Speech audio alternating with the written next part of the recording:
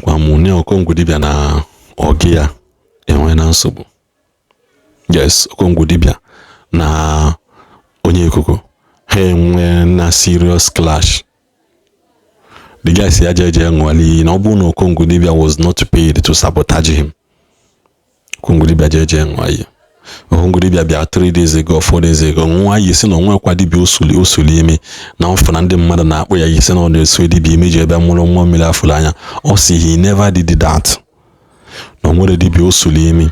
So nwanne anyị nwoke ebe Ezeikuku na-asị Okongwu Dibia ịma na achịrọ gị bịa implicate ihe mụ jee ebe dị otu a n'otu a ṅụọlụ m unu ya anụ ya na vidiyo. Unu ya anụ ka o si weti ya. So Okongwu Dibia ka ọ dịzi mgbe ọ na-ekwu ihe Okongwu Dibia gbaala onwe ya moto na wala onwe ya Ghana. Si na ọbụrụ dị akụ n'uru ihe ya eje Okongwu Dibia mee gịnị anabago Ghana. And in the other news also, Ijele kasịkwa na JPAC ka nọ gịnị as a suspect and as a wanted person. So biko no and then this video na nelu ya n'isi ka ọ dịkwa. Go to Ogwugwu Mmuhu, all the close to my arụsị a na-akpọ Ogwugwu Ajọsụmohu. Gaa ṅụọrọ m iyi dị ya. Ọ bụrụ na ịchọghị ije Ogwugwu Mmuhu, gaa n'ụra asị ebe nsi wee bịa ụwa. Abụmalụsị ụwa asị, abụọgba nje ụra asị wee bịa ụwa. Ị gaa n'ụra asị jọsụ gbara nwa kọpụ ụra asị nwa kwuo sị na Ezeikuku bụ onye asị ka ọ bụ na Ezeikuku anaghị ekwu eziokwu. In fact na o nweghị ihe ọjọọ mere Ezeikuku.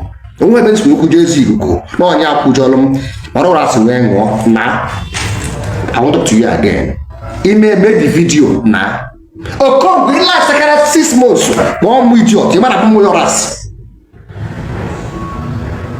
e ga manu nwere nsi wee bi ụwa shinka na gbalo odibo Okongwu ikotego mara mgbe ọ ga-eme e ga afu na honorable would deny you.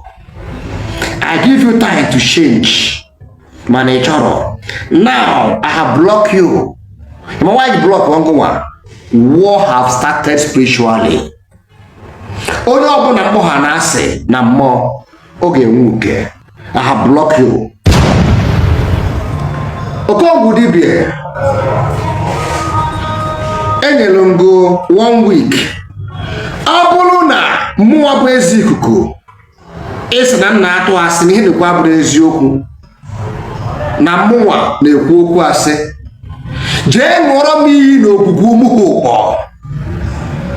Ọ bụrụkwa na onweghị ndị kwụrụ gị ụgwọ to spoil my name, ọ bụrụ na onweghị ndị si gị spoil this person name ka ọ pụọ n'ihu akwụkwọ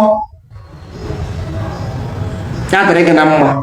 Mana ọ bụrụ na o nwere dị mmụọ bụ ego, Okongwu Dibia jeelu n'Ogwugwu Mmuhu ụkpọ ị na-eme ọdịnala ṅụọlụ m iyi. Ọ bụrụkwa na ife iyi mere abụghị arenji, ọ bụrụkwa na ife iyi mere bụ truth, mmụọ jide m.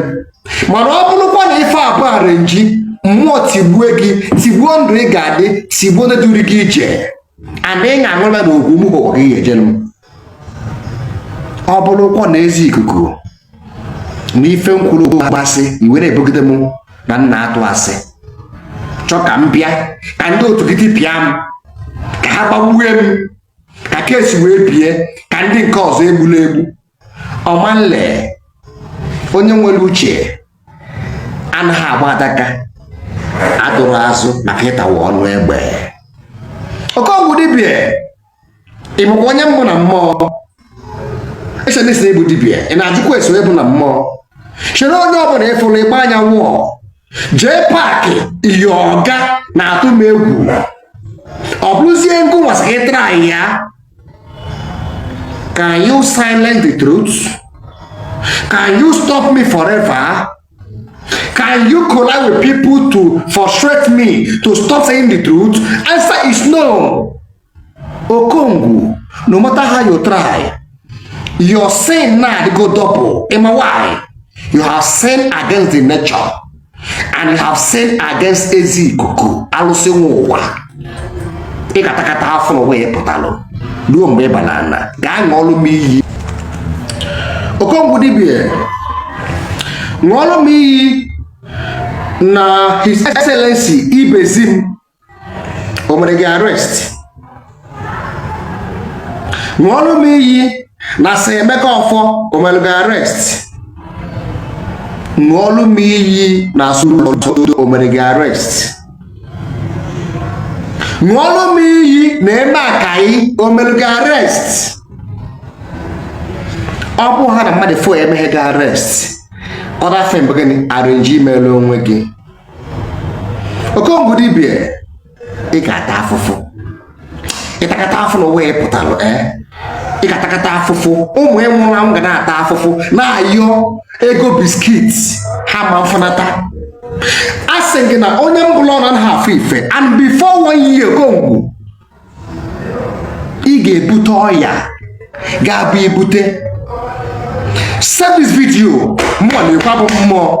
Ị ga-ebute ọya ga-abụ ibute ama ngwa ya agwọ. Ị ga na-ayọ ndụ ama ndị.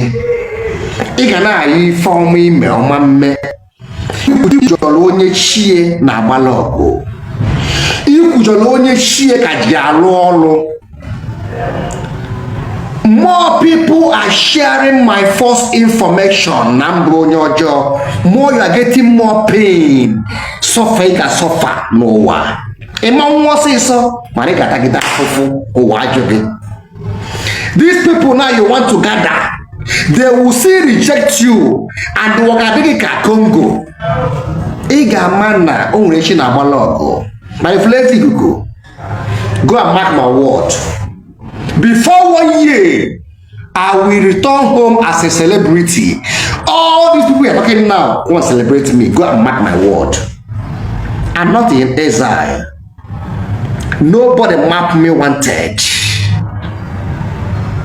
I cannot chew ego. I want to go Igbo. Kush I know no game. You want to use me to eat peanuts. Irofuzie na afa na achụ bụ afa dị ọkpụtọrọkpụ. Ị na-achụkwa esi onye bụ onye. My first name bụ gịnị? Ezeikuku ife n'ụgbọ. Nke abụọ bụ gịnị? Alụsị a na-akụlụ gbamgbam. Every deity build house for me to stay in. Now every Dibia fear me. Even your almighty Dibia tata na-atụ m ụjọ. Ọ bụzi Okongwu Dibia. My third name bụ gịnị? Ezeikuku alụsị ogwugwu ajị. Which means that now air you breathe, bow before me. One can na-emekwu. Abụrụ m blog, abụ m messenger. Go and tell people wey know people. Na Ezeikuku na mmụọ m ebinie na more I'm getting anger, more my spirit are moving. Okongwu ị ga-atakata afụfụ tagide afụfụ ị ga-asị ka ego si wee bido. Go and save this video. Ana m ekwue n'ụdị as a content. Ana m ekwue what is going to happen. And man carry 6 months o bido. Wakade ka Ghana. If ị ga-afụ ị ga-asị na ọkụkọ na-ema na ịma nkwụjọ onye iyi kwụjọlụ. Mana if you don't need the right. Before mụ na-akpa enwe nsogbu akpa eje nga mblọkụrụ akpa ọkọ. Ọ bụrụ onye izu mmerie. Na Okongwu ị ga-afụ na ife afọ ịma na onye ma ofu ụzọ amara ụzọ.